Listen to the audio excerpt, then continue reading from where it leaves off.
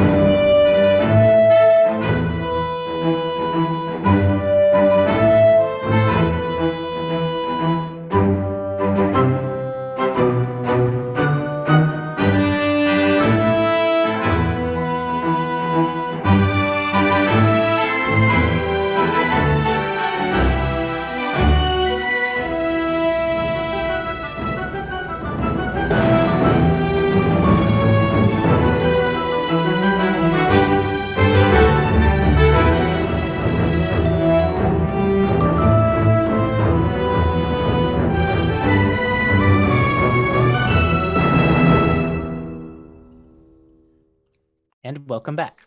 Previously on Antiheroes Anonymous, the Silver Seekers are currently making a stop in Fymir, the capital of Sergil, on their way towards their new keep in Amberhearth. After some difficulties finding an inn, they managed to book rooms at Tasha's Tap House, an upscale hotel in the city, which happens to be run by a cousin of Nora Frost-Tankards, an innkeeper who they have a good relationship with. While at the tap house, they met with Yurdad, an orcish cleric of Bahamut, and the Seekers also happened to, while exploring the city, catch a glimpse of Emperor Stratos himself, who was actually leaving the city. From there, they went to the Argent Athenaeum, which is the Empire's foremost library. And though they're now registered in the library system and ready to begin their research, there's also a matter of a recent meteor strike on one of the library's towers, which some of the party might want to investigate. And so we are going to pick up where we left off, but it's been a little bit for us. So I just want to recap and refresh where everyone is. I believe, if I remember correctly, Elwyn, Vert, who is going by the name Coco. Coco. Cold Lake? Yes. Cold Lake, that's what it was. And Tuppence had gone with your dad to the Argent Athenaeum and got their photos taken and put in registration to get library cards. Embers, I think, was walking on her own towards the library, correct? Together with Torin. Oh, Torin was with too. Okay. Torin was tasked with babysitting at first while she was drunk. That's right. Okay, so the group of you, the main group of you, have basically been, Yurdod has found you kind of a private study room, off from sort of the main entrance area of the Argent Athenaeum, where you saw that big silver dragon statue and you got your photos taken. Yurdod can basically help get you all set up there and ready to start researching. Embers, eventually you do as well arrive at the Argent Athenaeum, and I believe I described it before as kind of like a central, like a tall central building with a domed top, and then there are a number of towers that kind of surround it and are connected by, like covered walkways and things like that all connect to this main dome. As you approach the library area, it's in sort of this big grassy, almost like a big park. There's trees and things like that and paths for people to walk around.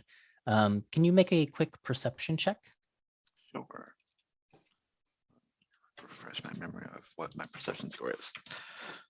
Okay. Ooh, real good. 23. 23. Okay, so you would see, because you're approaching from a different direction than the others did, because they approached from the train station and you're approaching on foot. You can see that one of the towers on sort of the southeastern side of the library has a big chunk taken out of it. Just there is basically a gaping hole in the side of the library, and you can see into the inside. There are bookshelves and study desks and things like that up there. And the other thing you notice is kind of at the base of that tower, a big, what looks like a sort of a temporary tent seems to have been set up just kind of around the entire base of it. And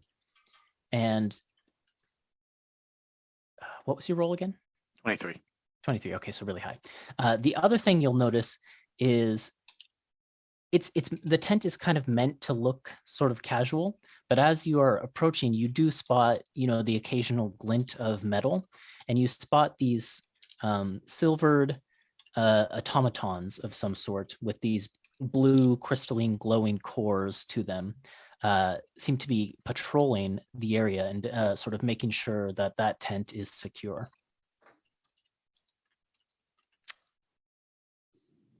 Yeah, I think Embers would say that Torin must have been recent. They haven't even patched the hole up there with a tarp to cover up the books from weather. Yeah, Torin kind of looks up at it and says, yeah, that's a good point. That's a good point. I don't know, maybe they're not too concerned about it. Maybe the books up there aren't valuable. Maybe. What do you think happened? Well, we heard what happened, didn't we? Oh, that's right, we did. I was trying to remember if that was something that your dad told them, or if that was something. Yeah, we heard that from the innkeeper. That's right. Yep. Sorry, I wouldn't have asked that question. It's been a couple weeks. Yeah. Yeah, and he just kind of looks up at it.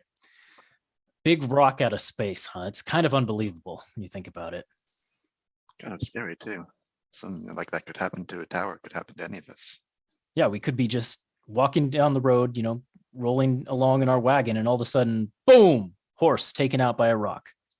It's possible. Or wagon. I hadn't even thought about that. Well, I think that's probably unlikely. I mean, this is the first time I've heard about a rock falling out of space, so That's true. But then again, you might not hear about it if it happened to somebody. Wouldn't be anything left of them. hold on. I don't have dice out. Shoot. We'll just go all digital today for me. I just need to see. I need to roll an intelligence check for Torin here. Oh my gosh. Torin seems to be thinking about that. And he says, that's a good point. That's a good point. Unless they were traveling with someone, in which case wouldn't the traveling companion report it? So it must not be that common. How many people travel alone? And he just seems confident in that answer and strides towards the Athenaeum. Natural 20. Embers, I think, just kind of looks to the ground as they continue traveling. Remembering the long days that she spent traveling. Yeah.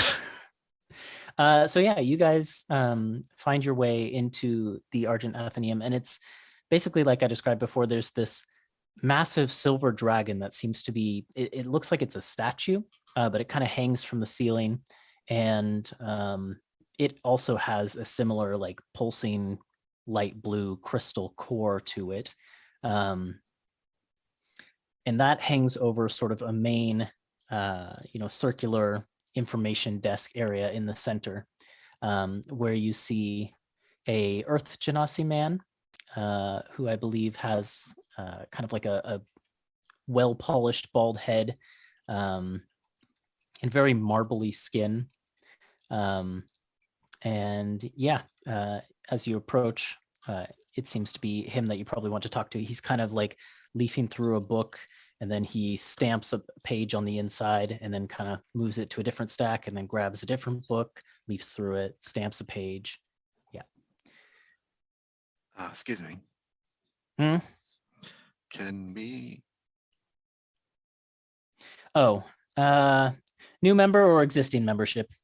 No. A lot of new members today. All right.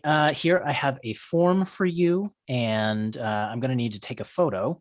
And of course, I'll need to process. We have it's a Thimblefoot device. It captures a still image. Oh. And then we can print that out onto a card, and we'll make you a library card. I'll also need to take a 50 gold fee for a new membership, but then you're free to use the premises. Uridod, if you want to, it's up to you. I'll leave it to you, Jordan. But if you want to, you're welcome to see Embers as she kind of is starting to go through this process. No, I'm probably behind just a stack of books that I'm carrying to one of the others, not even paying attention to anything going on. Okay. Well, Embers, you see Uridod with a massive pile of books walk through the atrium and sort of just heading towards a room on the side, it looks like. Is there a credit system? I don't know. Handle our money. Well, then I'm afraid you can't handle our books. Warren, do you have any money? Torin kind of turns out his pockets. Gosh, I don't know how much money Torin would have on it. Probably not 50 gold. Do you guys give Torin a stipend or anything? I feel like I we never thought will about at that. some point, but we've just been on the road with nothing to do with money. Torin And has. we've always been together, so Yeah. Torin turns out his pockets and he's got 16 gold in there. Listen, I mean, I'm not going to be. I don't read much, so I don't need a card. I will give you this money, Embers. I appreciate that, but you should keep it, and it's not enough anyway. We need to find Coco. Well, you go find this Coco and come back with money, and we'll see what we can do. I'm gonna go looking for it. Okay. Well, actually, you can probably pretty easily trail your Dodd. So you head off in that direction, but you do see that the clerk who had like a name tag that said Marble on it, kind of sees you heading off and like makes a little signal. And one of the, you probably would have noticed them because you had a high perception check earlier. One of these like tiny silvered birds with like miniaturized crystal cores to them kind of flies after you to keep tabs on you. Yeah, my passive perception is pretty decent too. Yeah. But yeah, you end up tailing your Dodd, following the way that he went, because he's dropped books here and there as he went from his giant stack. And yeah, you find the private study room where the group of them are working. So I think I got everything, but I may have dropped one or two. I could go back and look. Oh, no need. I've got them. Oh, hey, you made it. Hello. I didn't expect to see you today. I'm glad you're here. You Hey, feeling Embers, how you feeling? doing some reading? All right. It's great. I brought Torn with me. Hello. I only sorry. have 16 gold. I only had 8. We have money. I need money. Yep, I got you covered. And Coco will dig through the satchel and produce 50 gold for Embers, and then look at Torrent and say, "Did you want one too?" No. I'll probably just go sit on the grounds and enjoy the sunshine. I wish I could cover your fee like everyone else's, but I figure I've annoyed Marbs enough for today. Embers, you gonna let him take your picture, or you want me to draw it for you? What? You have to go through this. I was just gonna have it taken. You're so brave. Thank you. It's a weird thing. Isn't it gonna mess with you? And I don't know. See why it would. I don't trust it. Well. Okay, good luck. All right. Nice knowing you. Does looking at Just, like, Tuppence's picture like with a persuade you quizzical now? look, walks back downstairs with the money. Okay. Yeah, so it's easy enough to get the process started, and yeah, you sit for your photo. Maybe you're the only one in the group who doesn't blink. I don't know. But yeah, that once that's all taken care of, you're given like a temporary card, and you are set free to research. Yeah. So Probably just as well that Torin isn't here. I don't think he has a concept of a library voice. no, he doesn't. No, he absolutely doesn't. So I guess do you guys want to do some research? Yeah. No. Yeah. So you will shortly find out in the course of your stay here that Rom Con will be starting up again soon. But you essentially basically have like a week before the Argent Athenaeum is ready to put Rom Con back on. In the course of that week, I think each of you can probably, since this library is so well staffed and has so many resources, I think you can probably research 2 topics each. If one goes bad and you want to improve your role, you can take a chance. You can take a complication to re-roll and get a better roll, and that complication can potentially be just you spend more time, effectively reducing the amount of things you can research. But anyways, yeah, who wants to go first? Who wants to research first? I'm sorry, I have so much lore. I'm just excited. I'll let the people who are actually here and got started before I do go first. Well, why doesn't Tuppence start with the League of Terror stuff, since that's the one we talked about last time? Okay. I'm gonna give bardic inspiration to myself.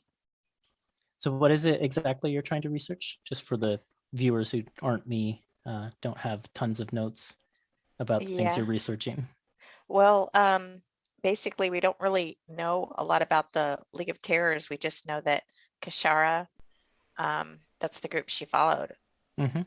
And when we thought she was following, When the we other- talked about it last week, just to refresh memories, was Elwin was asking Tuppence to research the old world monsters, like the era of the Yuan-Ti and the mind flayers and all that stuff, to see if we could glean any new information about the League of Terrors from it, or what they could possibly be after. Yeah, because the League of Terrors itself is kind of like a new thing. There probably won't be books about it. Yeah, But we as could far as find you know.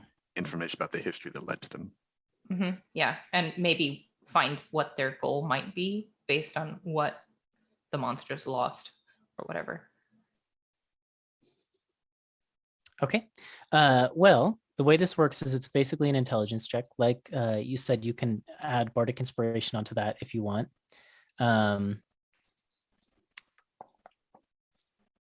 I guess could your dad, like, being there and assisting, give like one of them the help action for one of these roles? You can give all of them the help action for all of these roles. Then I do. Yeah. Part of doing research with the rules as written is like if it's a well-stocked library, they get advantage. And I think pretty much having a personal assistant in the form of your dad definitely counts for that. Plus, this is like the most well-stocked library in the continent. So, Right. yep. Sweet. Okay, here we go. So you've got advantage, you've got bardic inspiration, and it's other than that, just an intelligence check. And then if things go poorly, you can spend some more gold and try and boost it up. Okay, I rolled a 2 and a 5 on die. Oh, I How rolled much- a 5 for bardic inspiration, and I get to add 2. so a Yeah. 12 total. So 12 total. You can spend up to 150 gold to get +6 to that as well. I mean, I Or, think if we're like I gonna- said, you could take a complication and I think I'm reroll. gonna take a complication, Wow, Oh, no. already. So- Okay, here we go. but only, okay, I'm not really rolling those die. Only one die, right? Yeah. Oh, that's better. 19 on die. Shoot. Okay, that's a lot better. That was worth it. Better. Yeah, Sometimes that's you take a so worth complication and it. you roll a 3 and you get really mad at yourself, but that's way So better. plus the bardic inspiration of 5 puts it to what, 24? Yep, 24. And then plus your plus intelligence 2. of 2, so 27. Wow. Okay, well, on a roll of 21 plus, you learn 3 pieces of lore. So that's really good. We'll do that and then we'll sort out your complication. Okay, so kind of as expected, you're not really, as you're going through book after book after book about what's known as the Age of Tyrants, which is that era thousands of years ago when the world was pretty much ruled by different groups of monsters. You aren't really able to find any lore about a group called the League of Terrors. That name doesn't come up, but there's plenty of information about the monsters themselves. The Age of Tyrants itself lasted basically from years like 2100-ish to 5300-ish. So quite a long span. And broadly speaking, there were the giants who kind of ruled over, well, for part of the time, over the continent you're on now, the Thracian Empire. They ruled over the continent to the south, that is now the Iron Republic as well. Eventually, the dragons came and took the Thracian Empire continent from the giants. And so that kind of became their territory. And that was 2 of the groups of monsters. Then you had on a continent to the east known as Freydin. That continent was sort of shared by these alien tentacled monsters called mind flayers, or illithids, they're sometimes called in the histories. And the Yuan-Ti, who you've encountered one Yuan-Ti in the form of Kashura. And then the continent sort of more to the north which is a dais, which is actually connected to Freydin by a land bridge, was ruled by beholders, these very strange creatures that you see kind of drawings of them with one big central eye, toothy maws, and lots of weird little eye stalks. So that's your first piece of lore, is just kind of who was where. Oddly enough, there's no real mention of any of these monsters ruling what is now the Elder Haven Reaches in sort of the very easternmost corner of the world. Either they were safe or not much is known about that. Either way, it's not really referenced. So your second piece of lore, there was so an era before the Age of Tyrants, which was basically called the Dawn War. And sort of during that period and the early Age of Tyrants, the giants held sway over the continent, both the continent you're on and the one that is Iron Republic. Well, I guess I kind of said a bit of this lore earlier. Anyways, when the Chromatic Dragons showed up, they had this long and violent war against the giants, and that basically threatened to wipe out all of the people of the land. And eventually the dragons won in that war and took dominion over Stratos and its people. And the giants were basically effectively forced to retreat to the south. And then the third bit of lore is more specific to this continent. Back then, there were definitely more dragons than could be counted. And each one of them laid claim to a specific amount of territory within the continent, and sometimes their territories overlapped, and there were conflicts amongst the dragons themselves. But the greatest of these dragons, the ones with the biggest territories, were these 5 colossal ancient dragons, for whom many of the Empire's states are now currently named. So you had Daegu, the Decaying Death, a black dragon whose, by all accounts, acidic breath melted entire cities. You had Vidun, who was known as the Bolt Queen and the Sunderer of Skies, who was an immense blue dragon, and also a powerful spellcaster, if accounts are correct. And it's said that she was actually responsible for something referred to as the Blight that apparently created the Spellscarred Desert. But there's not too much information on that. There was Sergil, the Icebound Predator, a white dragon whose breath of cold could freeze volcanoes. Nereus, who was called the Mother of Calamity, Sky Venom, or the Poison of Karnas, whose poisons, toxins, and venoms were apparently so potent they could bring low the mightiest of dragons. And then there was Rubrun, who was kind of the most powerful of them all, who was known as the All-Consuming Inferno, the Storm Slayer, and the King of Dragons. And he was a red dragon whose breath of fire could reduce mountains to ashes. And there is kind of all of the things you learn about the ancient monsters. With that information, can you make a secondary intelligence check? And anyone who's kind of involved in this research can make this one if they want to. With sort of the exception of Uridod, because it's about prior knowledge. I'm sorry. I rolled a 9. Did anyone else do any better? Oh, I'm not sure how involved the rest of the research is, or whether or not. I mean, Oh, okay. she's sharing this with us, I assume, at some point. But Yeah, that was my assumption. so should we just all roll if we're all in the room? Is that what you want us to do? Yep. Is this a history like check to. or a? It could be a history check, yeah, if you have proficiency in history. Yes. Alright. Dirty 20. 16. Okay. Embers? That Not so one. good. Yeah. That one. Okay. Ugh.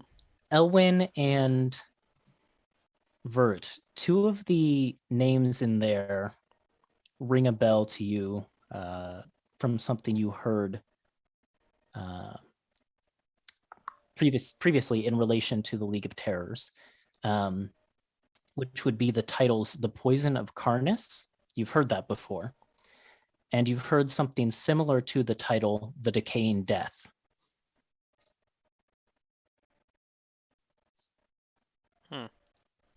Great. Okay, who wants to research some? Oh wait, we need a complication. The poison of Karnas. Karnas, How do you spell that? Karnus. Oh, okay, Karnas. so close. So Melissa, for your complication, there is a table of various complications in the research activity. So we could roll on that and see what comes up. Or if you just want to say this research took longer than expected, you can basically spend the entire week researching this one topic and not research a second. Up to you. I did have a second topic, so let's roll. Okay, we'll see what comes up.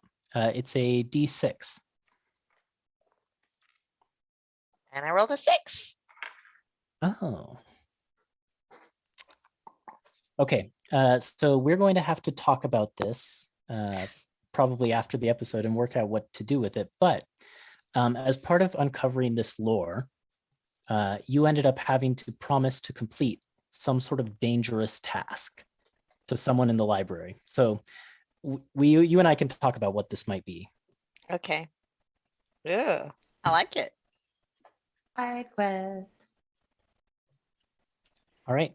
Um, Who's up next? Can I hold a conversation instead, real quick? Mhm. So, when we hear those names, I think I still have that notebook that we got from Kashura, and so then I'll indicate and say, those names were in that notebook that we found. The Decayed Death and the Poison of Karnas.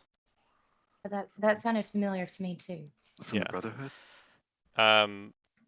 From the Brotherhood. It was Kashira's notebook, right? So Right. technically it was League of Terror's property.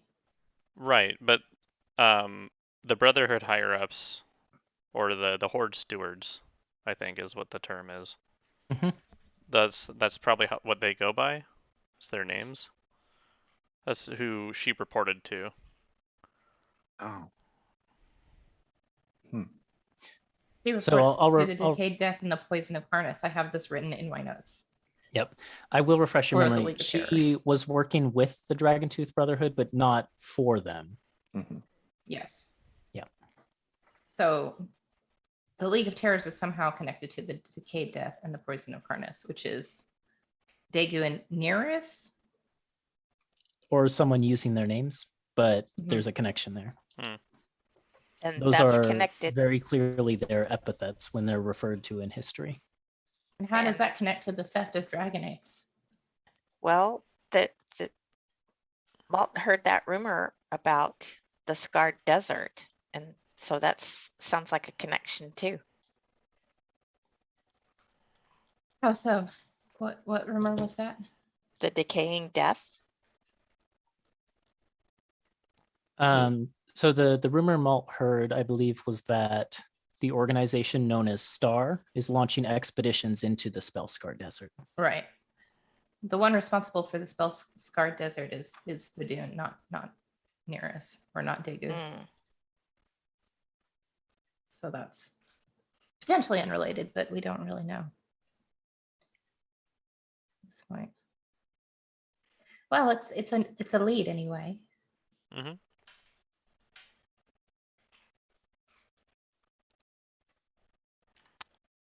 As far as researching next topics, I guess I can go unless you want to. Okay. Go right ahead. So I'm gonna first research I guess the artifact that we found in the, Oh, okay. what's that called? Like the underground The laboratory. octahedral shaped thing. Yes, that one. Okay. Got it in my notes. And for the viewers, it is a shaped hunk of metal and stone, dark black with a bluish sheen, pulses with cold energy. And it is carved with the draconic word Surgil. Mm-hmm. Yep. Okay. Yeah, it's an intelligence check. Okay. Do you mind if I take a bardic inspiration for this one? Have at it. Let me Thank mark you. them. I've been marking them. Okay, we'll do that. And How many of those do you got, Tuppy? that is not bad. 17, 20. Oh, you're muted. Let me look. So I got a 23 without adding any Okay. bonuses. So yeah, you've already got the top result. You're good. Okay. I have 4. For Um, total or for okay. 4. So now you have 2 total. left. Yep. Okay, cool. Good to know. Okay. So this one's tough to research via like digging through books and stuff like that. So your best. Can I ask something? I was Yeah, sure. wondering if since Nihadon already knows about this, if he would help if he was gonna help me, if that was like if it was like partially his knowledge and then partially like knowledge I get from Possibly. okay. The information I was going to give you was basically on the assumption that you used some of the library's research facilities to like experiment with it. Oh, okay, sure. I might think about adding some extra for information from Nihadon, but let me think about that. In experimentation with this octahedron, using the library's top-notch research facilities, you find that the metal making up the octahedron is indeed, as you might have suspected, the same sort of metal that makes up your armor. However, unlike the metal of your armor, which you can kind of coax back into a liquid state and then remold it and reshape it into a solid state, the metal in this object seems to resist all attempts to remold it. It seems very permanently fixed in its shape. So that's the first thing you learn. Further experiments throughout the week reveal that the octahedron seems to maintain a constant temperature, which is well below freezing, and it pulses with tremendous amounts of power. Based on your experiments, you suspect that the metal was locked into its current shape by prolonged exposure to incredible elemental cold. However, it doesn't seem to be storing that power for future use. It just seems to, like, you can't find a way to like withdraw the power from it or anything like that. It just contains that power. So whatever this object's purpose is, it seems like it's not the sort of thing that it can be achieved just anywhere or just any time. Like there's no command word to like pull the cold energy out of it or anything like that. So whatever the power in it is for a specific place and purpose. And then the third thing you learn is that the metal that you use in your armor and in your ring, and also the metal from Tuppence's tattoo, and now the metal from this octahedron, all being the same, it becomes clear to you that this metal is extremely versatile. It seems like it's pretty much unlike any other substance you've ever worked with before. And looking at the library's records, you find mentions of similar metals, but they all come from a single location. Every single object that has ever been recorded within the library's history that you can find originates from the Spellscar Desert.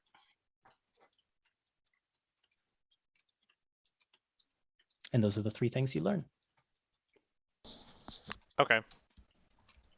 So I'm unable to learn the true function of this, but I know a lot of other things about it. Okay.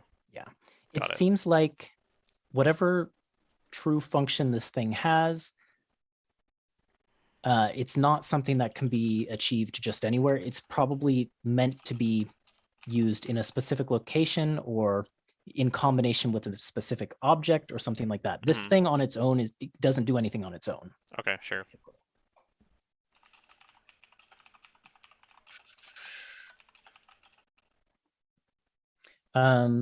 Jordan, just so you're not sitting there, at one point in the days as you're sort of reaching this or researching this, there's a knock on the study door, and Marble kind of pokes his head in and says, "Hey, so the senior steward kind of wanted to talk to you.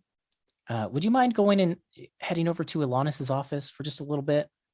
Oh, yes, of course. It's probably about the extra work I asked to take on. Yeah, maybe. I don't really know. And I don't have time to care because I am way too busy preparing for this convention. So, Yep. Because you do a lot of great work, Marbs, and I'll hit him just a little too hard as a reassuring pat on the back. why are you so condescending? And he just turns around and walks away. Condescending. Wonder what that means. And then I walk over to the senior steward's office. Yeah, you know where to find. Did I get her name right earlier? Ilanis, I think that's it. Yeah. Yeah, you know where to find her office. It's probably on one of the upper floors of the library. And when you knock, there's a quick come in from inside. And you step into what is for you a familiar office, very sort of well appointed for someone who works at a library. It's like a nice, well treated wooden desk taking up sort of the center of the room. There's bookshelves all around the room with a very curated collection. There's the occasional curio kind of decorating the bookshelves as well. Behind the desk, there's like a painting of like a ship on a stormy sea. And then sitting in the desk, you recognize Alanis from her sort of half elven, half dwarven. She has kind of features of both, an elf and a dwarf a little bit. Woman, and she's sitting behind the desk. She has her silver hair kind of clipped up in a bun. And she's wearing a well-fitted kind of tweed pantsuit. And she has a pair of big brown, like wingtipped, is that the term for like the pointed frames of the glasses? Anyways, she has a pair of those sitting on her head. And she says, "Oh, yes, Yurdod, come in. Take a seat if you would." Oh, absolutely. Right here's good? Yeah, right here's good. Yes. Yeah, you know where to go. Anyways, listen, it's come to my attention that Marble said you wanted to take an advance of 150 gold out of your paycheck to pay for some strangers who are doing research in the library. There's some new friends that could really use the help. I'm not really understanding exactly what they're looking for, but they seem really serious about it, and I wanted to help them out a bit. She kind of smiles and shakes her head. You realize we don't pay you enough for. It's going to take you a long time to work up. 150 gold is a lot of money, your dad. You realize that, right? Well, yeah, but I've got time. Aren't you trying to save up to take your son on a trip or something like that? Well, also, yes, but he's got time too. All right, listen. I'm only going to do this because I like you a lot and you do very good work, but the library will cover your friends. That 150 gold, we don't have to take it out of your paycheck, but I am going to require you to be their assigned steward while they're researching in the library. That sounds like a win-win for everybody. I can't just give you 150 gold, but I feel like if you're doing that, I can at least justify it to the Silvered Seneschal if I need to. Well, and you can say something about like, well, I don't know if they'll get mad about it or not, but you can say something about getting a message from Bahamut or me getting a message from Bahamut. Might help. It might. I do believe the Silvered Seneschal is more of a devotee of Ioun, but well, you never know. It might help. I mean, then, something, the pursuit of knowledge. That's what Ioun's about, right? True. You're just You are just so trusting. It is ridiculous sometimes. Do you know that? Well, yeah, but also, if somebody gives me a reason not to trust them, I just hit them. She actually like laughs at that and like spits out the tea that she was drinking over her desk. Oh, now look what you've made me do. You've made me ruin. Oh, well, these weren't important anyways. That's fine. Oh my god, I'm so sorry. I'm so sorry. And I start casting mending like incredibly clumsily, like holding my holy symbol upside down, and it doesn't work the first time. And then really, it's fine. These aren't important. It's just I mean, I can fix it. It was all my fault. I shouldn't have been so candid. That's from the days of owning the tavern. It's really just me trying to track all the things that we are supposed to now be setting up several weeks late for this convention. So, right, which I'm very excited for. Oh, that's right. You mentioned being a fan of one of the authors. Well, anyways, please do take good care of your, your new friends while they're in the library. Make sure they don't get into too much trouble.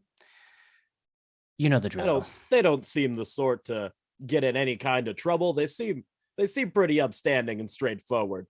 They wouldn't get into random shenanigans like that. Surely not. Surely not. One other thing. Marble did mention.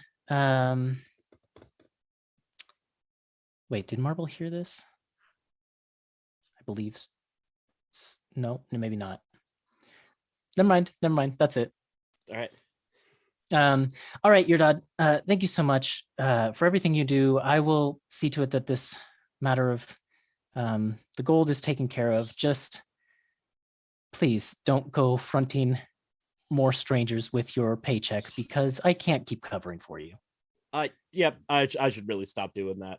By the way, did you get the meat pie recipe that I had written down and sent up to you? She kind of starts digging through a back like a pile of like mail and letters and things like that. When would you have sent that? Because I am a little bit behind on opening my mail.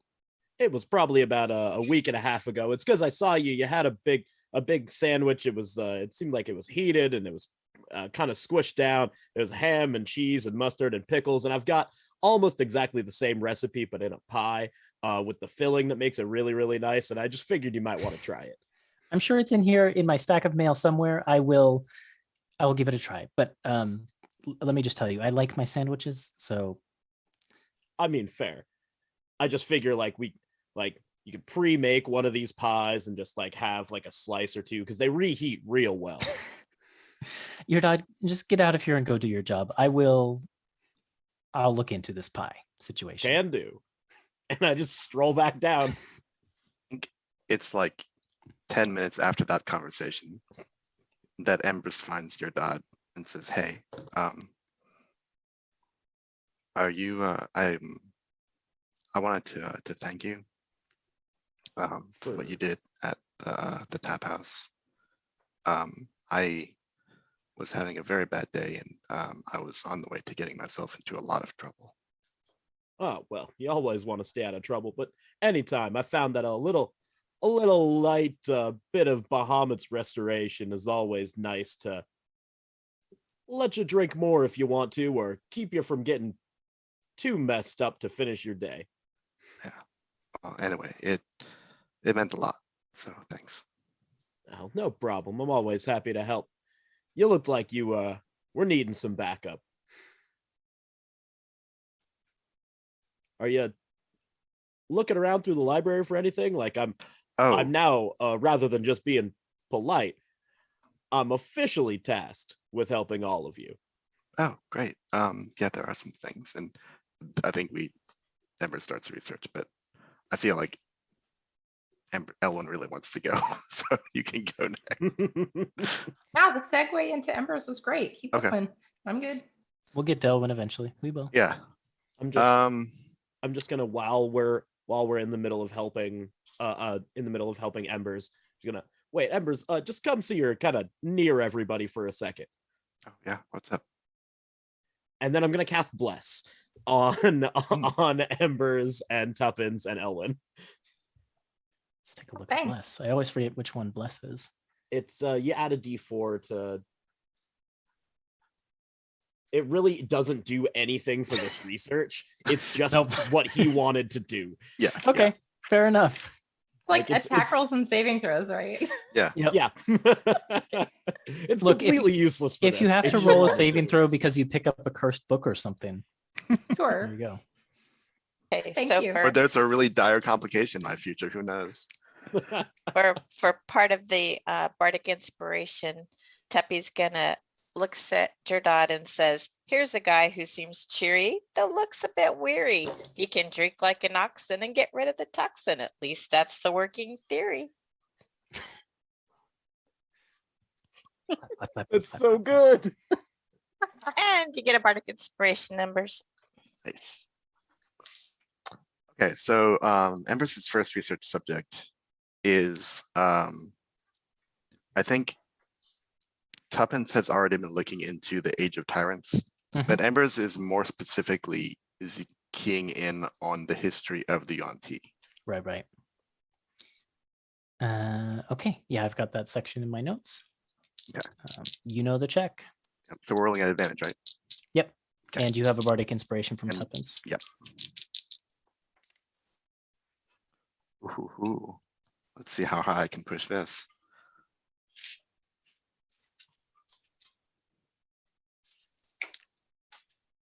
All right, so with the +5 to history and the 4 to for bardic inspiration, on top of the nat 20 that I rolled, Oh, snap! was a 29. Okay. Yeah, that's again all three results. I feel like Make it a maybe this- 35. Wow. Yeah, spend a bunch of money. Okay, so let's see. As Tuppence discovered, the Yuan-Ti Empire in Alen'dal centered around, or was located in what is now the Kingdom of Freydin.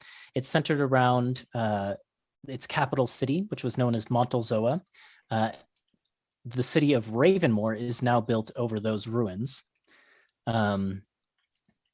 It's said that they were once a civilization of humans, actually, who formed a philosophy of separating emotion from intellectual pursuits. And they paid sort of religious homage to snakes as sort of the embodiment of many qualities they admired. And so they were easily tempted by the whispers of evil snake-like gods. And eventually they began performing these cultic rituals with human sacrifices and all this nasty business that transformed them into actual snake-like beings themselves.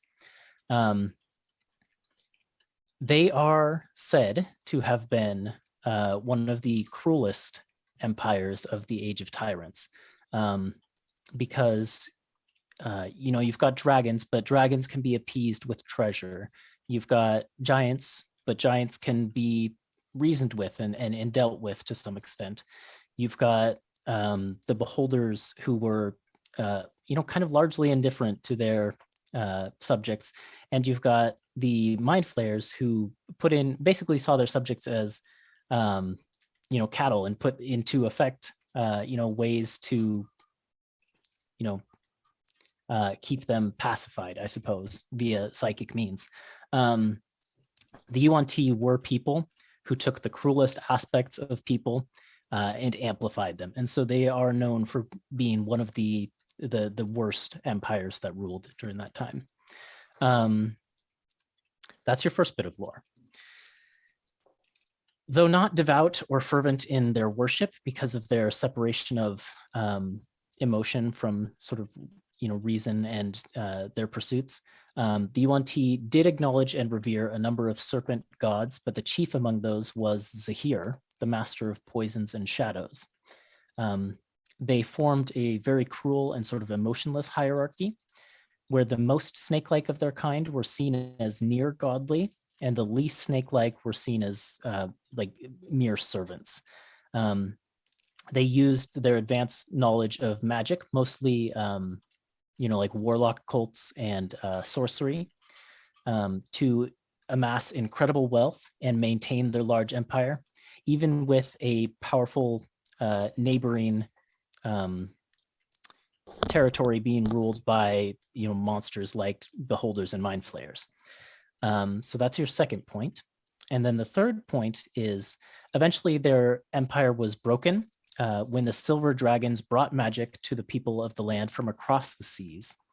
Two Shadarkai followers of the Raven Queen, who were named Donovan and Esmeralda, are credited with leading the rebellion of the people that toppled the city of Montalzoa and forming the city of Ravenmoor on its ruins. The remaining Yuan-Ti who survived this basically vanished into hiding all across the world, some of them mingling with people of the world in secret and others retreating to lost and forgotten parts of the world. They attempted a return to power about 30 years ago when the great warrior queen Ixlati returned to Ravenmoor with the support of a vampire lord named Alkeen, but they were thwarted, and any who survived, though it seems like few of them survived, apparently returned to hiding. And that's kind of the history of the Yuan-Ti to date.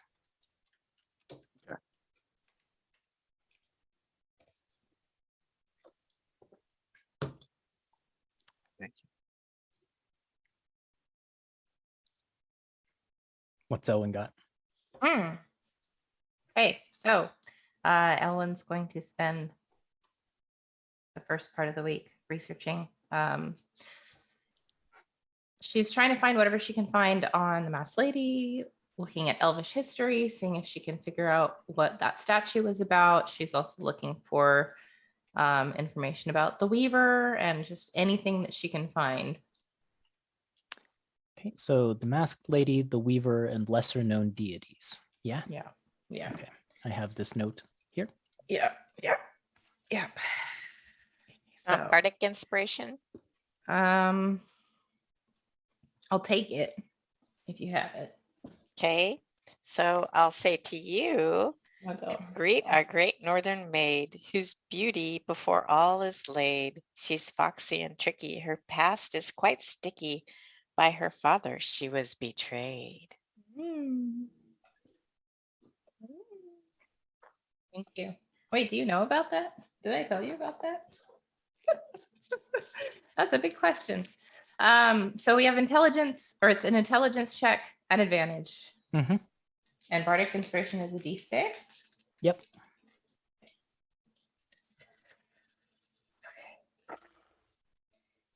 Okay, well, that could have been better. That's a 16. What does the 16 get me? One thing? 16, I think, will get you One thing? 2. Let's take a look. Two. 16, yes, It's- will earn you 2. And You 20 could- plus is 3. 21 if I plus is 3. spend extra. 21 plus is 3. Yep. Yeah, you could spend. We got the money for it. I think I'm okay with 2 on this Okay. one. I think Um, I'm okay with 2. I feel the strongest need to say this with this one, Kay. The lore I wrote out, it all connects to the question, but yours is going to seem like it doesn't, possibly. So it is connected, but just, yeah, that's all I'll say. Okay. So you get 2. Oh, the other option, if you want it, is It's you a could take a complication. complication. I'm Yeah. not doing that. Fuck Okay. that. Nope. Okay, Nope. just got to dangle it in front of you. All Nope. right, 2 bits of lore I then. fell for that too many times before in other campaigns. I'm not doing it. There's no information, surprise, surprise, on entities specifically known as the Masked Lady or the Weaver, unfortunately. But there is an abundance of lore about sort of lesser known deities. And throughout the process of this research, you absorb quite a bit of that. Across history, there have been many cults and sort of religious sects that have worshipped beings separate from the main pantheon who claim to be divine, but few have actually proven to be gods.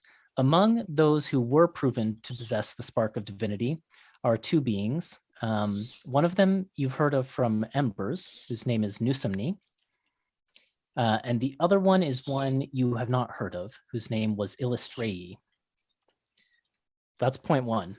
Point 2. Wait. How do you spell that second name? Illustrae. Yeah. Elistraee. Aee. Okay. Both Illustrae and Nusomni share similarities, which has led a lot of scholars to actually theorize that they are one and the same entity. For example, both were created by a god and a non-deific being working together. In the case of Illustrae, it's said to be Hinacene, who was at the time an archfey and later became the goddess slash demon queen known as Lolth. And she worked with the god Corellon, who is a mainly elven god, to create Illustrae, the two of them together. For Nusomni, it's said that the god Zahir and the archdevil Glacia, who is daughter of Asmodeus, worked together to create Nusomni. Both deities also place a heavy emphasis on redemption and atonement, which is another point in the favor of them being the same entity. However, their origins are so different by most theological reckonings that the majority of scholars believe that they are actually two separate deities. And now I will say, if you want to, you can spend that money to get the third point now that you've got the two. Fuck it, It's up to let's you. do it. Okay. Let's do it. Yeah, yeah, let's do it. Let's So do it. it's 25 for each 125 plus total. 1. Yeah. Okay. So you throw a little bit more money into the research and you come up with a little bit more lore. Illustrae, focusing in on her because of sort of the known connection between, the drow and Lolth. Illustrae was said to be the first of Hinacene's children, but scholars of Elven religion claim that she actually created a number of children after fleeing to the abyss and taking the name Lolth. These lesser known deities, there are 8 of them together, and they're known as the 8 legs of Lolth, and they effectively represent the drow pantheon. And I have a bunch of names for you, so prepare. There is Ilzagar, the god of oozes, and don't worry about spelling them. I will send you a list later. There's Dune, the god of undeath, Zafeldra, god of fungi, Ryldrin, god of masculine beauty, Seldafane, god of vengeance, Zavar, god of assassins, and Nyosathka, god of caverns, darkness, and secrets. I'm Together sorry. with- After God of masculine beauty, there was the God of what and what and what? There was I'm not even writing the names down anymore. but I wanna get Seldafane, these. god of vengeance, Zafar, god of assassins, and Nyosathka, god of caverns, darkness, and secrets. Together with Illustrae, these 8 beings form the 8 legs of Lolth and are the drow pantheon under Lolth herself. And so is Illustrae the god or goddess of something similar to these things? Yes, I guess I didn't really list her stuff, but she's noted as like a goddess of redemption and atonement, and she is not noted as being like popular amongst this sort of pantheon, though notably she is amongst this drow pantheon the only goddess. The rest are male, or at least that's how they're referred to in the notes. Yep, there you go. Okay, that was a lot of names. I will send you those. Here we go. All right, thank you. Let me just copy paste here into the, here we go. Boop, there you go. It's in Discord now. Thank you.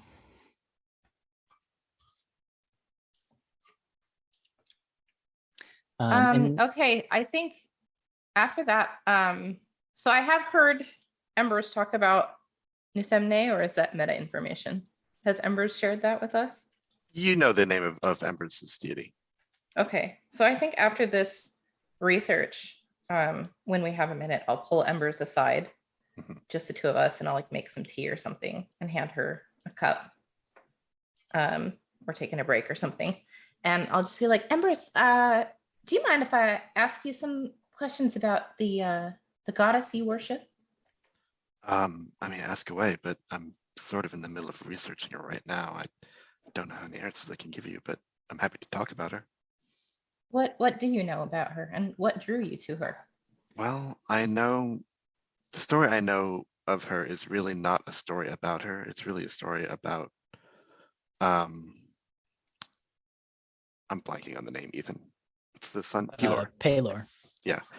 It's really a story about Pelor, in which Newsomny sort of figures in.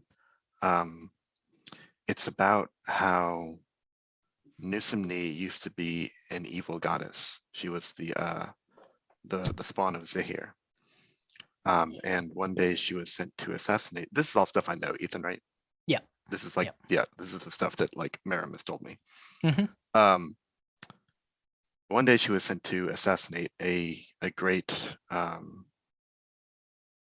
archcleric of Pelor, and failed. And rather than finish her off, the cleric extended a hand to her in friendship and healed her of her wounds. And she was so struck by this gesture, which was unlike any had ever been shown to her in her father's employ, that she came to have a great curiosity about this cleric and began to follow him around to see what drove him and what made him the way he was. And over the course of years, as she continued sort of to be in his retinue or his entourage, she came won over to his side, and the details about that, Maramis didn't really go into. I see. So It was sort of a what you're story about in- how Pelor's grace could turn people, but I was always struck by Newsomny herself. you see a lot of yourself in her story, perhaps. Well, with one important difference, which is that the end of the story is she died. I see. She's not a living goddess anymore. I see. That's very interesting. Thank you for sharing that with me. Mhm. I was reading about a bunch of other semi demigods or whatever they're called, lesser known deities, and her name came up. So I just wanted to know if, Oh, that's interesting. How so? well, I mean, it's pretty much stuff that you've mentioned, that she was created by Zahir and an archdevil. And nothing much more than that, except that she's kind of similar to this other one that I'm interested in knowing more about. Well, Some when I stuff find in out more, common. I'll definitely let you know. Yeah, same. Thanks. Enjoy your tea. Thank you. I'll let you get back to it. As the group of you have been researching in the library, can each of you just roll me a perception check?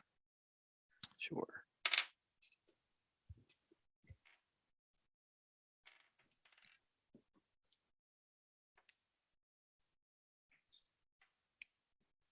How'd you do? Anyone? 12, okay. Just a About- perception check. Yep. 24. 24. I Your got dog? 16. I'm really into this book, and I rolled a 2, so Nice. it's a 6. Yeah, I rolled a 4, so I think I'm trying to convince Coco to play a little Clubstone when they're done Yeah. researching. Coco's not really the sporty type. Oh, you don't know that. It's true. Okay. So I think was Elwin Tuppence, did you get above a 15 as well? 16. Okay. So Tuppence and Elwin, throughout the course of the first half of this week, whenever you're at the library, you can't help but feel sort of when you're going back and forth between like the stacks in your private room and things like that, you can't help but feel like someone is watching you. But like you'll turn around and there's no one there, or stuff like that. Or there is someone there, but it's your dad. Yes. You mean a walking stack of books and scrolls? Yeah, if this happens a couple times, I'm going to bring it up with Vert, I think, privately. Say, I don't know what's going on, but there are people watching us here. I haven't been able to catch him at it yet, but have you seen or heard anything? I haven't. Let me see if I can do anything about that. I mean, I doubt we're keeping as low a profile as we would have wanted, but we should be on our guard when we're out in the city, I think.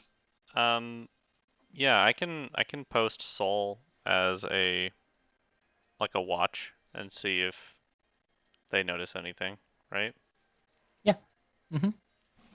So Soul will just kind of hang around with the little like mechanical birds and stuff like that, and kind of just watch around while we're I can researching. also post one of my familiars too while we're researching for a couple hours at least. Well, if you want to, sure. In other places or whatever. Mm-hmm. Sorry, I just made myself laugh when I wrote out that Vert post Soltem as a watch. You caught it. Jordan, for your reference, Soltem is Vert's homunculus and is a animated pocket watch. So. Yes. Mm-hmm. Yep. Yep. So I can't help but feel like if Teppy is flying around using Mage Hand to hold some of these books, that she's kind of careless in her flying around and would probably have flown into some of these birds at one point. Mm-hmm. And whenever you do fly into one of these birds, it just kind of like backs up. They seem to be able to like hover in the air, kind of like a hummingbird. They can kind of fly different directions that way.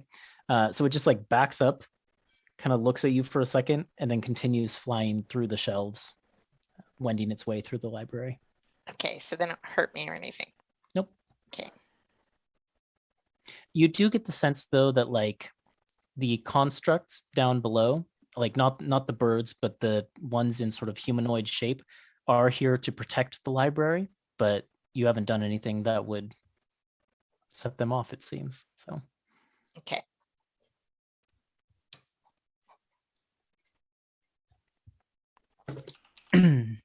Okay. Who wants to research? And can you roll me a perception check for both Soul and a familiar now? Sure. Just in case they catch something while you are otherwise occupied. Yep. What is his perception? Let's see. Go up to his stat block.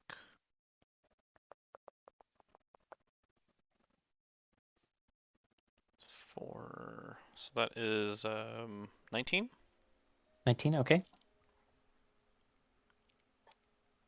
I was trying to pick which animal I wanted to post. And I think I'll have an owl perched outside the library, just keeping an eye. Outside the library, like outside, sort like of looking outside. at the... Yeah, like occasionally, like doing a circle and just like the main entrances and stuff like that. But like looking out over the courtyard and stuff like that. Yeah, but like, have we felt like we're being watched inside the library or just Inside going the back and library, forth from the mostly. library? Oh, inside. Okay, then Mhm. I will. Yeah, then I guess I'll. You could still choose an owl. That's fine. Well, an owl Owl is inside is a different. little weird, but also like any animal inside is kind of. But they can turn their head like 360 degrees, right? Can So I get permission perfect. to? Can I get it permission to have like a cat inside, or will I get in trouble if I like randomly have a cat with me? I mean, you ask your assigned steward. Yeah, I'll ask. Your dad, can I ask you kind of a strange question? Yeah, what is it? Does this library allow pets inside? I mean, we've got the birds. Right, but they're right. I was thinking about bringing my cat with me, and letting my cat wander around, and I just didn't want to cause any trouble for you since you're the one looking after us. I She's mean, very well behaved. She's yeah, just as gonna long as wander your a bit. cat doesn't, like claw up any of the books or anything, I don't see why there'd be a problem. I think that she can restrain herself. Yes. Hell, there shouldn't be a problem at all. Great. That's great. Can I? Your dad You know has what? no idea if this is okay. Yeah. or not. Yeah, I know. I was gonna insight check, and then I was like, I probably already know that he has no idea. All right. Okay, so I will summon my cat. Have my cat walk around, do a Okay. perimeter, try to Um, keep stealthy. go ahead and roll a perception check for it. Without a perception check, all of you, after the cat is, added to the study retinue, you begin to hear sneezes coming from the main central area where Marble was at his desk. He seems to be quite allergic to cats. He sneezes. Well, but it's not a real cat. It's just let's see. The wild companion is technically a fae. I don't know if it would have the same allergens as a real cat, but I think Marble is still technically allergic. all right. So that's a 17 perception check for Okay, and then how did Soul my do? cat. I forgot. 19. I'm sorry. 19. Okay.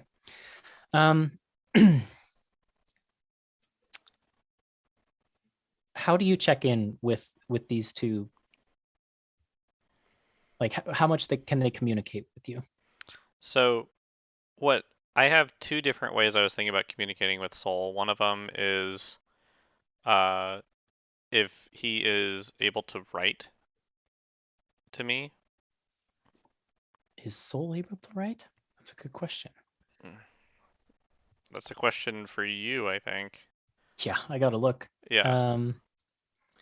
What's the ability called? Create homunculus? Homunculus servant. That's what it is.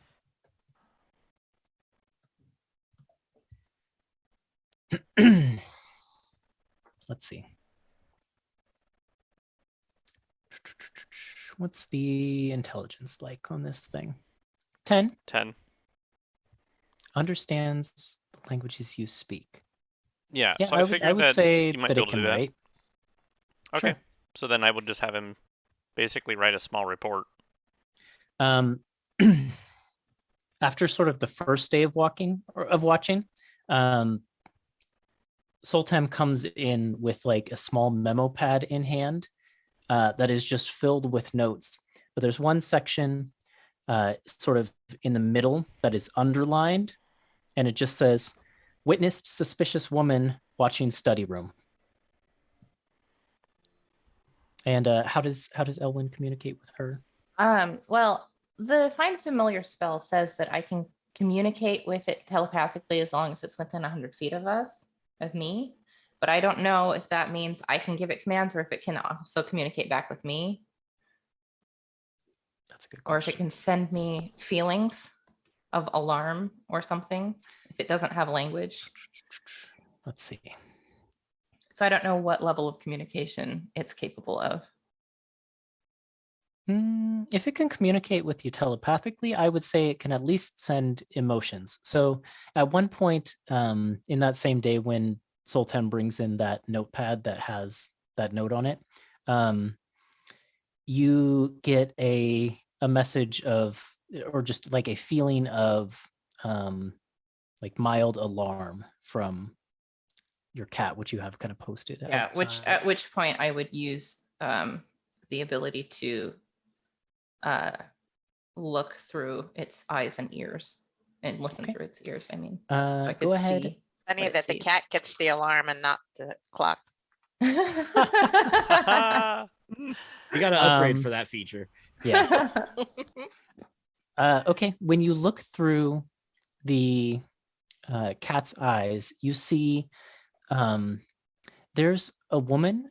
She looks rather young. And she's kind of like halfway behind one of the bookshelves. She seems to be wearing the silvered steward robes, sort of like gray with silver trim that the stewards of this library tend to wear. And she, what would her hair be? I think she's got like kind of a dark brown hair color, but it has like a green streak in it, like an emerald green streak in it. And she has these very like bright green eyes, and she's just kind of peeking out from behind one of the bookshelves when you look through the cat's eyes. They seem familiar at all? Not in particular, no. Like if you're thinking maybe there's some similarities to Kashura in color scheme, perhaps, yeah, they both kind of favored greens, but this woman, her She hair doesn't is have like any like serpentine features. no, she doesn't have like the scales under the eyes like Kashura had. And this woman's hair is kind of like a short, like triangular pixie cut type thing. Kashura, I also think she didn't have like any color in her hair at all. It was just like raven black. The other thing I'll say you noticed is this woman has a pair of earrings that look like they are emeralds, but looking through the cat's eyes, it looks like they're not actually connected to her ears. They're just like hanging like slightly beneath her ears. There might be like some really thin like wire or something like that that's hanging them, but from your perspective, at least from this distance, it looks like they're just not connected. Okay. And yeah, she I just has will- this kind of curious expression on her face as she's looking towards the study room. I will get up and tell the others I'm gonna go take a walk, and I'm gonna go confront her casually. Okay, Yeah, let's take a look. I'm gonna like grab a stack of books and act like I can't see where I'm going, and I'm gonna just run the fuck into her. That's my plan. And Okay. I'm also gonna send the cat back into the study room so that the cat is with you guys, so that the cat can alarm you if there's something wrong. When you walk out the door, roll a perception check.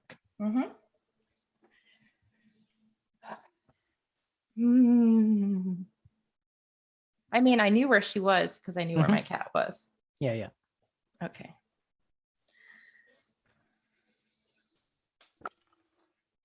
$16. 16. You catch a glimpse of her, like her eyes go wide when you come out the door, and she darts behind the shelf. And then when you round the corner of the shelf, she is gone. Okay.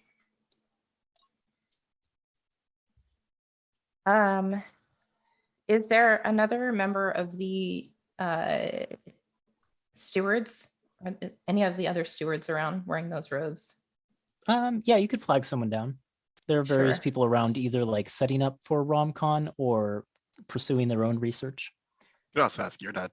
You might Yep. know her. I mean, that's that's my second option. It's my backup plan. He's Yeah, also okay, kinda so busy there's- right now. There's like an old sage, like an old man who kind of wanders by as you're looking for someone. Yeah, I'll say, excuse me. Eh? What's Can you that? help me with something? Yeah, Huh? I was. Okay. Hi. Hello. Hello. Can you help me with something? I'm looking for one of your coworkers. Kind of young woman with this short brown hair, has a green streak in it. Kind of- Oh, I don't know many of the younger stewards. They don't tend to like hanging out with old Artie. Say I tend to ramble on and on and on about my various interests and pursuits, and so they tend to avoid me. But what did you say? Her short brown hair? Yes, with a green streak in it. Hmm. She was helping me, and I lost track of her. I'm just trying to look and see because I wrote down how many people work here.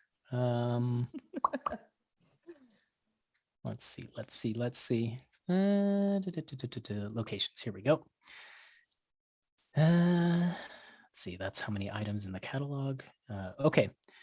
He kind of rubs his chin and says, "Well, there are, nearly 300 people who work here among the stewards. It's a big library. I don't know all of them, especially the young ones. As I've said, they tend to avoid me because I go on and on and on, according to them, so they say. It doesn't ring a bell. Short hair, green streak. Thanks for your time. Then I will. I'll keep looking. All right. You just let me know if there's any, especially if you want to know about the tides surrounding the Stratian Empire. That's my field of study. So if you need to know about, the way the ocean rises and falls on a daily basis based on, lunar proximity and how that's changed with the moon in its current state, you come to old Artie, okay? Oh, Artie, thank you. That does sound very fascinating, and I will definitely track you down if I'm looking for that information. Bye-bye. Well, it's my And I life's walk work. away. Walk away. Yeah, he's like still talking as you're leaving. But... Like, bye. Please, can I find a younger steward? Yeah, sure. Sure. Somebody who might know. The first person you run into is Marble, unfortunately. That's Marble's, fine. not old, but Marble, not I mean, Marble particularly young. seems a little bit more reliable. I don't know. At least in the know, for sure. At least in the know. Marble, right? That's right. Can we- Actually, I've been meaning to see your group. Your library cards are ready, and he kind of Oh. hands you a stack of cards that have all of your pictures on them. You and Vert are both blinking. Tuppence's is hand drawn. Thank you. These are lovely. I'll be sure to bring them to the rest of the group. I was wondering if you could help me with something. I'm looking for another one of the stewards. Young woman with short hair. Are you familiar with them? Could you help me? I thought you were supposed to be assigned to your dad. Is he not working out? I would understand. He's very No, unreliable. he is. But this woman happened to I happened to run into her, and I wanted to ask her a question, and I lost track of her. All right. What was the description again? Right. So she's a younger woman, short, dark brown hair, green, kind of a darkish green streak in it. Kind of a pixie cut hair, I guess, is what they call it. He kind of scratches his chin a little bit, rubs it, his very smooth, shiny head. No, I'm sorry to say, I can't think of anyone like that. I know most of the people who work here, and that really doesn't ring any bells. Oh, that's odd. Well, I could have sworn she was wearing the same steward robes that everyone here is wearing, but maybe I was mistaken. Thank you for your time. Could be that someone brought in a couple extras for Rom Con. I don't know. Well, I feel like if someone you- would have told me, but Well, if you do happen to see her, if you could just let me know, that would be great, because I would love to speak with her. Because I'm not busy with anything else. I'll totally let you know. You're a darling, Marble. I really appreciate you. Thanks for the cards. I'm just gonna leave. So much condescension. She said it with the most earnestness, and Yeah. All right, then I will go back to the room. But I'm going to keep an eye out for her as I go back to the study room.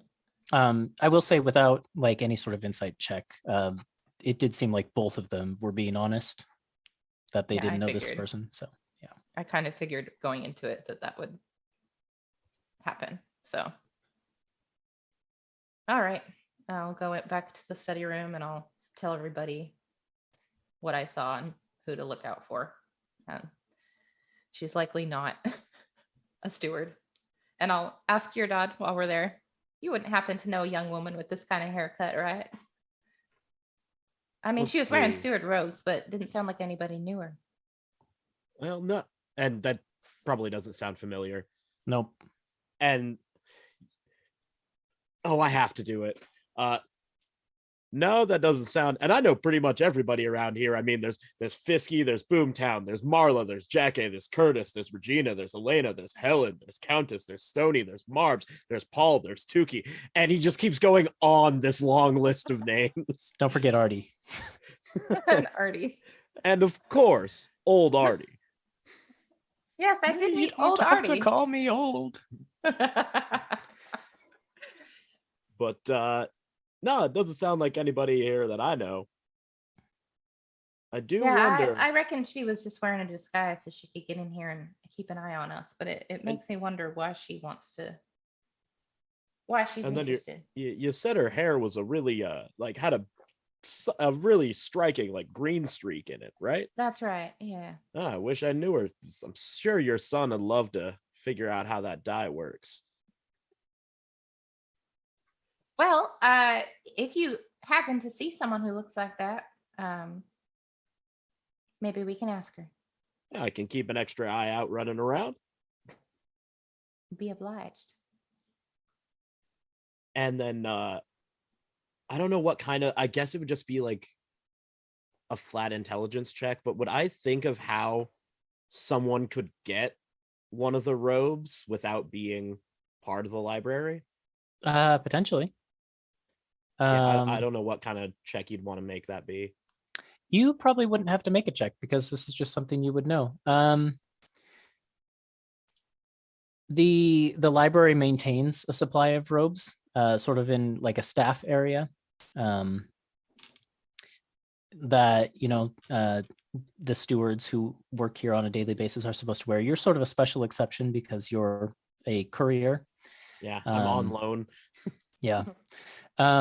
But anyone who's like stationed here as a steward is supposed to wear these robes. And so they have kind of a staff area where they keep them and they launder them and all of that. If someone were particularly sneaky, they could probably sneak into the staff area. It's not particularly well guarded or anything like that.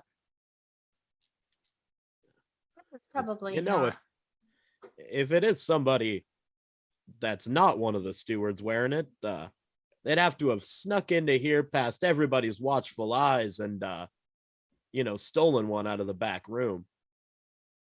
very difficult to do. But I mean, if we're thinking maybe it's a new hire for the convention, then maybe is there a place where they have a list of all the names of people who've been hired? Well, I mean, she's really busy, but I could ask the senior steward, Alanis. Well, only if you think that would help, but it may not be necessary if we're pretty sure that this person doesn't work here. I mean, I can always like leave a note on her desk, but then she might not see it for like 2 weeks. Well, if whatever you're comfortable helping us out with, I would really like to track this person down.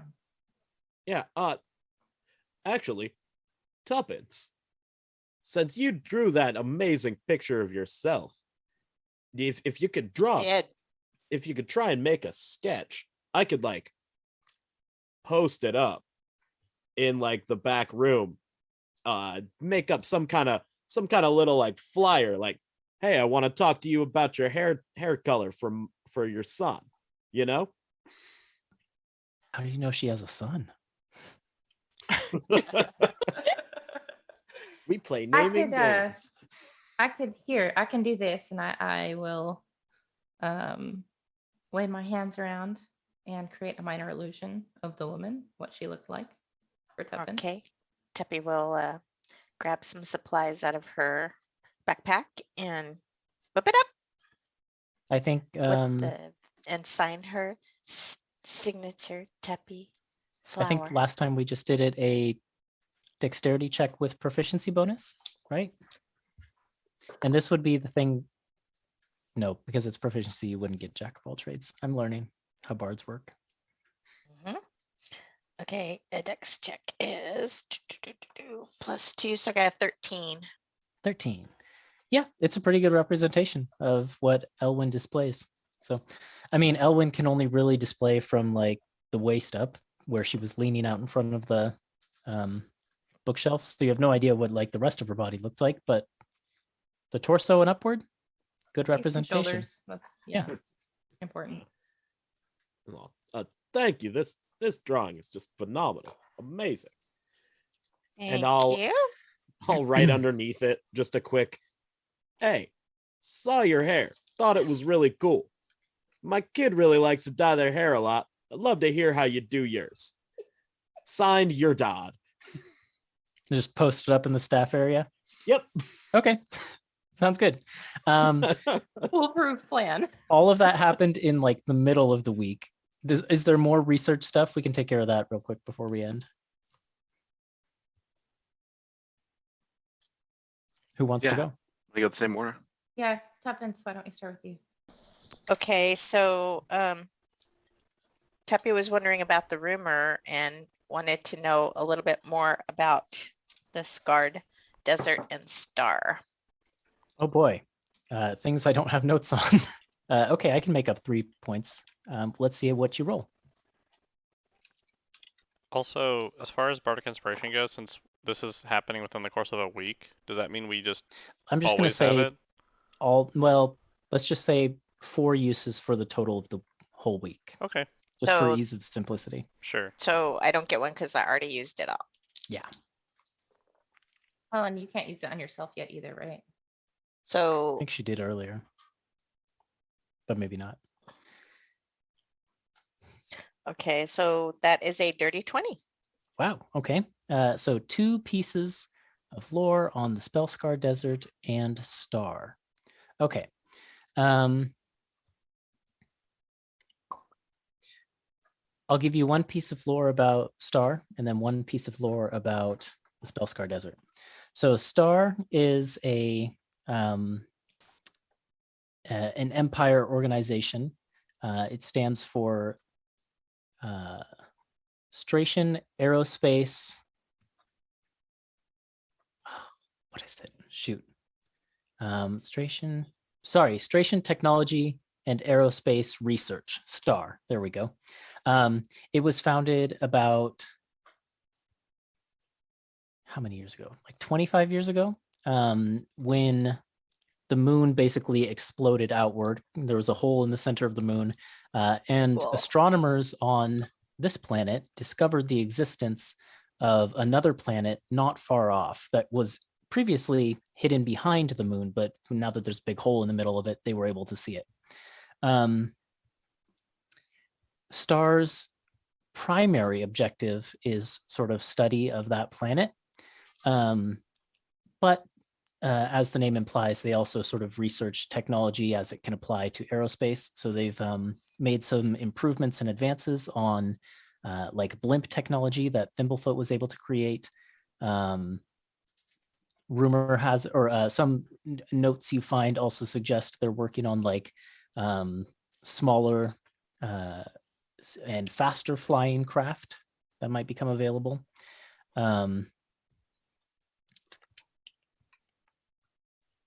One thing you will also note is that they have a presence at Fymir Airfield, which is located just outside of the city. That's where you find out about Star. What you learn about the Spellscar Desert, what is a good point for you to learn here? Something that hasn't been covered yet. The Spellscar Desert is, as far as records indicate, largely uninhabited, but it's home to all kinds of strange magical phenomena and dangerous monsters and things like that, which makes it incredibly dangerous to cross, which was a big problem for the Empire in sort of the founding early days, because they were trying to basically establish an empire around it, but couldn't cross, directly through it. So there's kind of a famous military advance where the Stration army marched across, directly across the desert at great danger to themselves. And that's basically how they captured Nereus and made it join the Empire. But that was quite a while ago. There are notes here and there that seem to confirm interest of various research teams in the Spellscar Desert over the year, but expeditions into there tend to meet with disaster and failure. So if Star is indeed attempting such an expedition, they must be after something of value or significant interest in there. That's what I will say about that. Okay. Who's up next?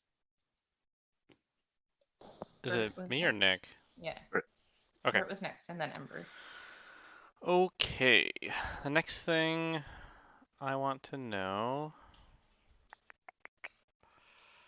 Let's see.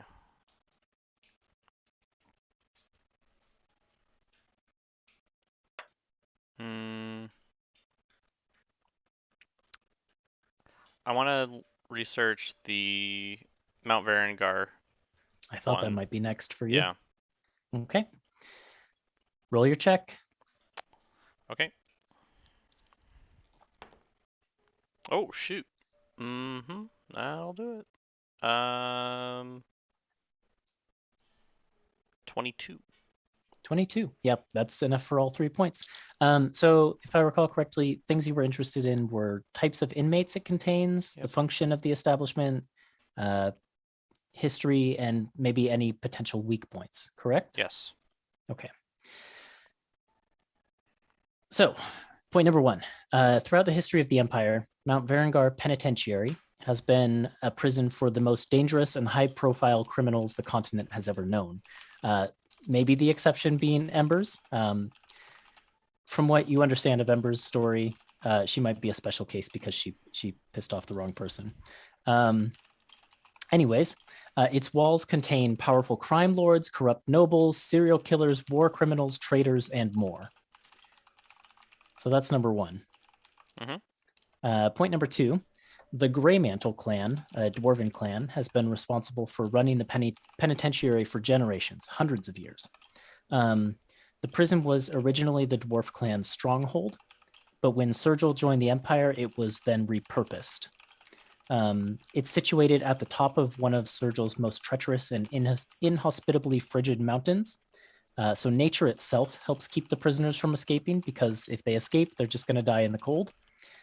Or fall off a cliff and die from the fall, stuff like that. And if for some reason the inhospitable environment surrounding the prison isn't enough to deter them, the jaws of Warden Arias Greymantle's dragon named Ignis certainly are. That's point number 2. Point number 3. The Greymantle clan boasts a perfect record. No one has ever escaped from Greymantle Penitentiary and lived. However, you do find a single discrepancy in some recent records that indicates otherwise. From what you can tell, there is one person who did get out maybe about 5 or so years ago. Said to be a legendary thief, forger, and con artist from Nearest. Goes by the name of Shay Hexwing. How do you spell And it? Shay Mhm. Hexwing, Hex wing. Okay. Yep. But those records of that are deeply buried. Like, you have to dig really deep to find Sure. any thing that kind of indicates that this person ever like, it looks like someone tried to wipe their existence from the penitentiary records entirely. It's like local newspapers and stuff like that, where it's like, Mhm. yeah. So did you say where he was from, or did you just say his occupation? Let's see. Shay Hexwing, gender not specified, but from Nearest originally. Nearest. Okay. And Nearest. Thank you. Okay. And those are the 3 things you learn. Cool. Morris.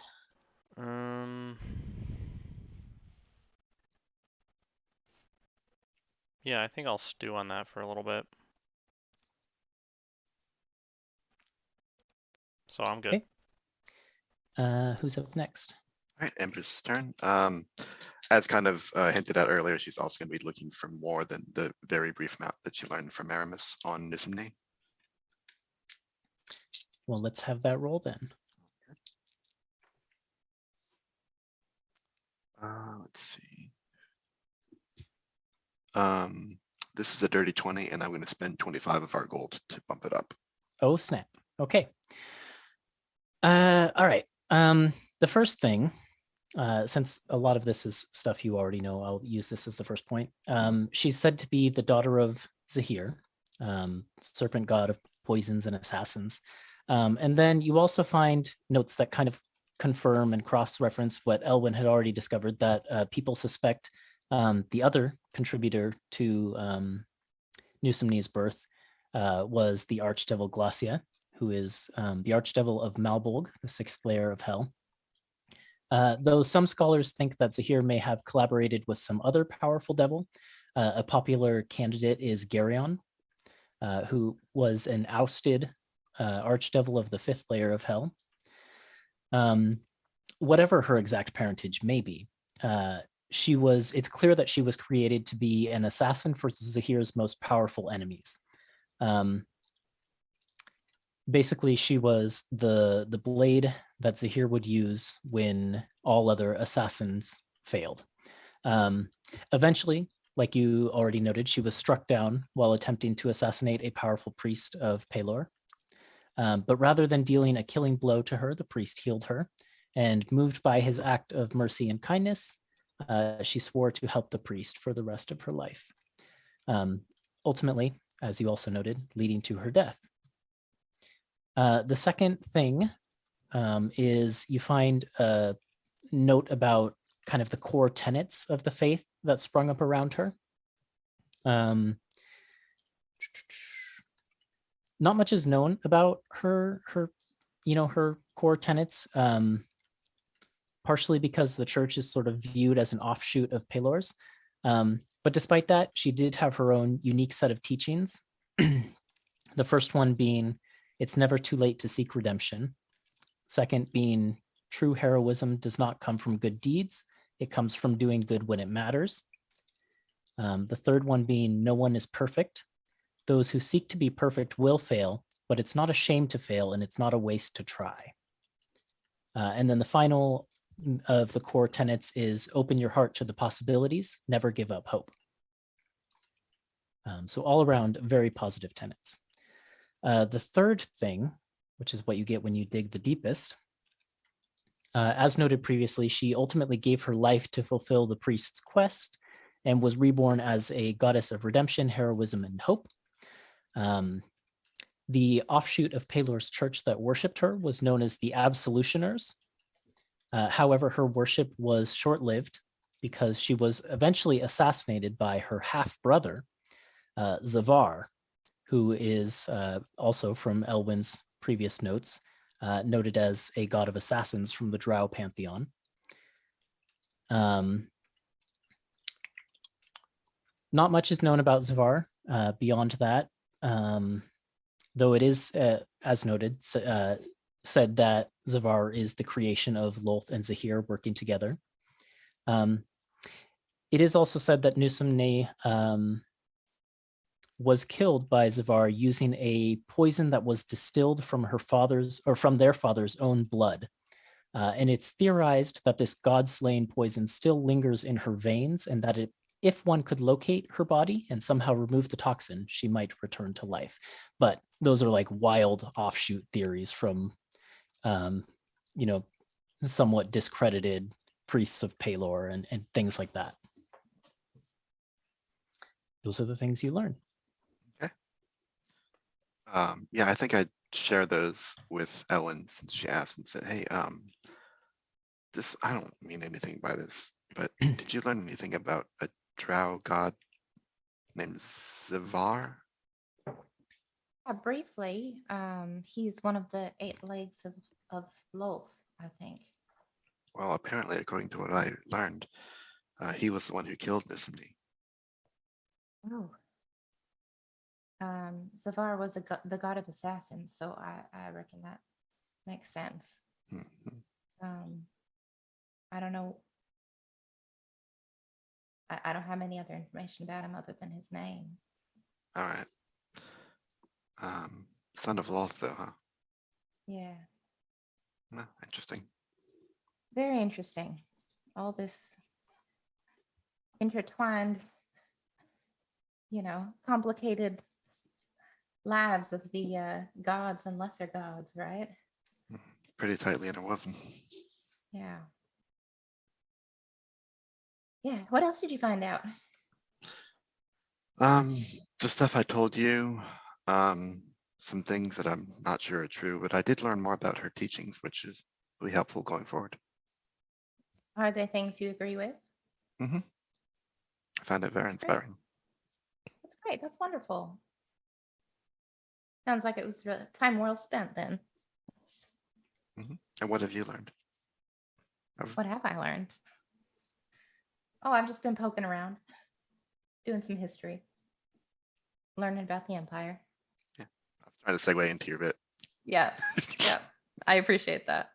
So which one of these Empire related things are you researching? I Yeah, have so many on my list. yeah, I know. I listed them all up, but I think I'm going to focus on the fall of Vogma and specifically the role of the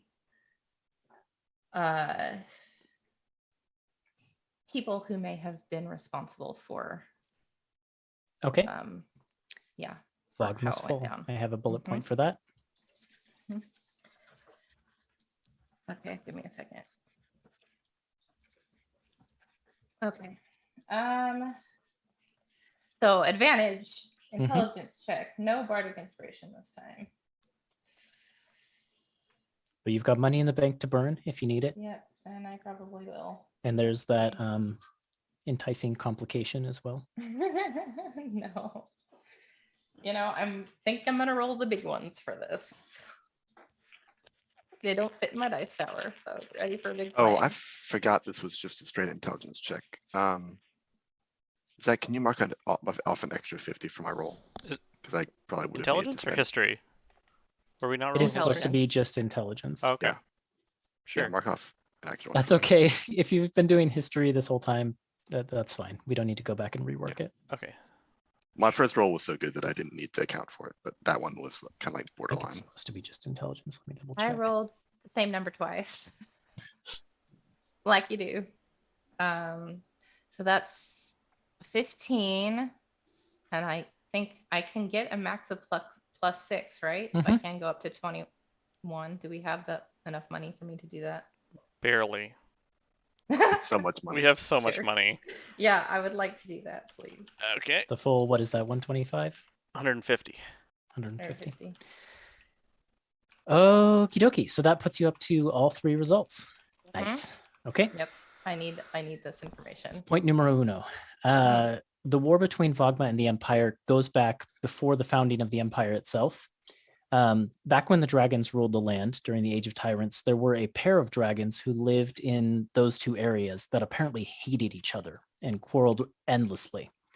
They passed their hate onto the minions and followers in their surrounding area, and it lingered even after the dragons fell.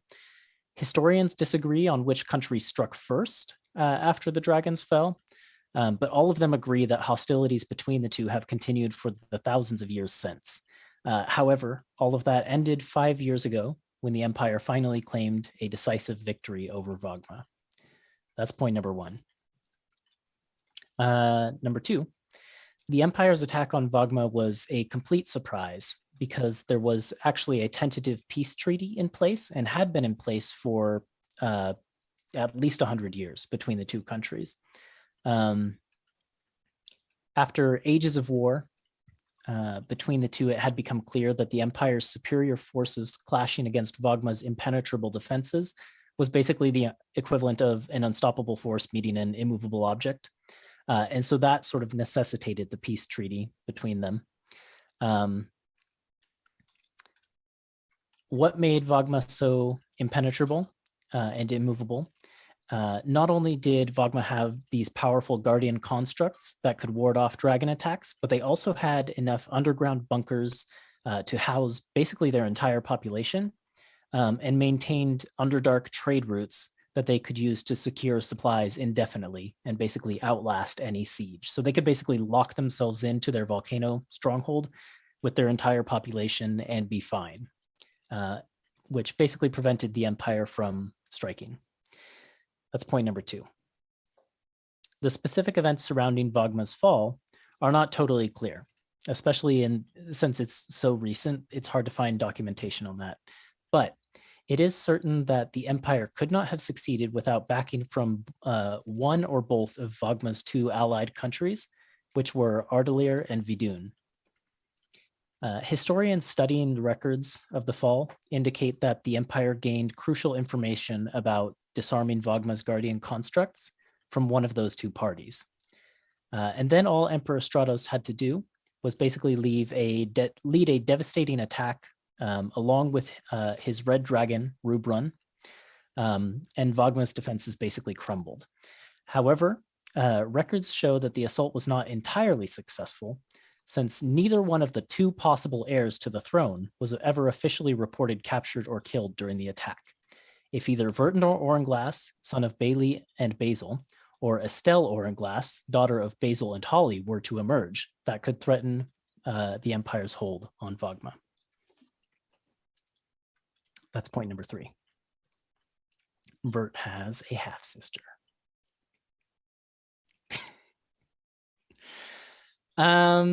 Cool. And I was going to close out the episode with something from Yurdod, but he's gone. Oh, there he is. Great. I was making tea. Oh, well, we're close to the end.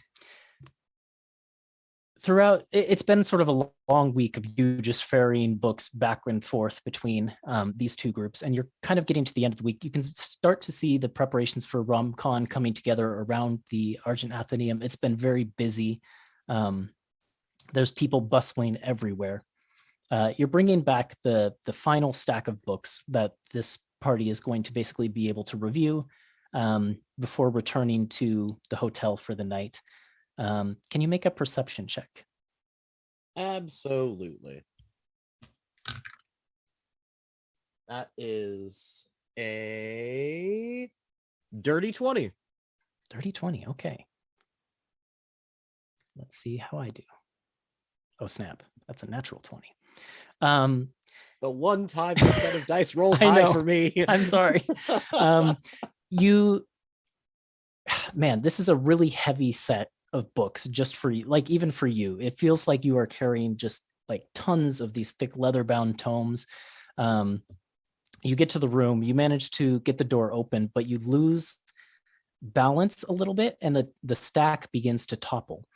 And one of the leather-bound tomes, the one that was on the top, lands on the table in the center of the study room.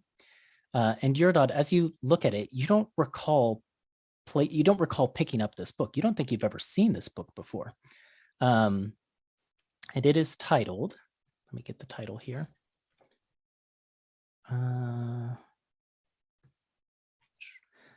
Aro's Amazing Demiplanar History. And the book opens on its own as it sits there on the table, and pages flip, flip, flip, flip, flip, flip, flip, flip, flip. A light begins to shine from it. There's a flash, and the room is empty. The Silver Seekers are no longer there. And we'll find out what happens next week. What? Oh, you go with them, Yurdod, by the way. You're not there either. So, yeah. Oh, no. But you did not pick up this book. It just appeared on your stack. Great. And we'll see where you guys end up next week. So thank you to anyone who tuned in to watch this very lore-heavy episode while we did lots of research. We'll be back with more of this Monday, 7 p.m. Pacific time. Hope to see you then. Bye. Bye. Bye.